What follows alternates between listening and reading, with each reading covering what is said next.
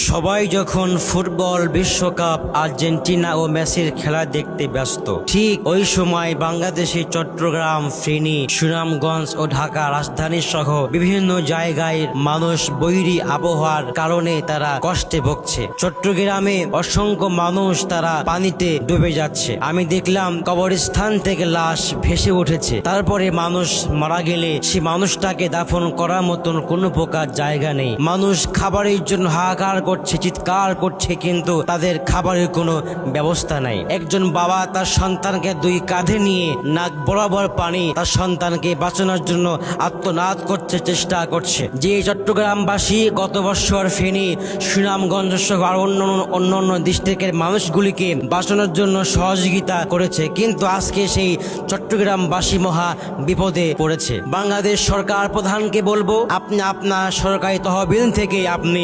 চট্টগ্রামবাসীর পাশে দাঁড়ান, এবং আমি বাংলাদেশের প্রতিটি মানুষকে বলবো নিজ নিজ জায়গা থেকে আমরা সকলে তাদের পাশে এসে দাঁড়াবো, তাদেরকে সহযোগিতা করব। বাংলাদেশে বিশ্বস্ত প্রতিষ্ঠান আছে আসুন্না ফাউন্ডেশন। আসুন্না ফাউন্ডেশনের সম্মানিত চেয়ারম্যান পারসন শেখ আহমদুল্লাহ হুজুরকে আপনাকে আমি বলবো, আপনি আপনার জায়গা থেকে আপনি চট্টগ্রামবাসীকে সহযোগিতা করুন। আল্লাহ পাক আমাদের সকলকে চট্টগ্রামবাসীকে সহযোগিতা করার মতো তৌফিক দান করুক। আল্লাহুম্মা আমিন।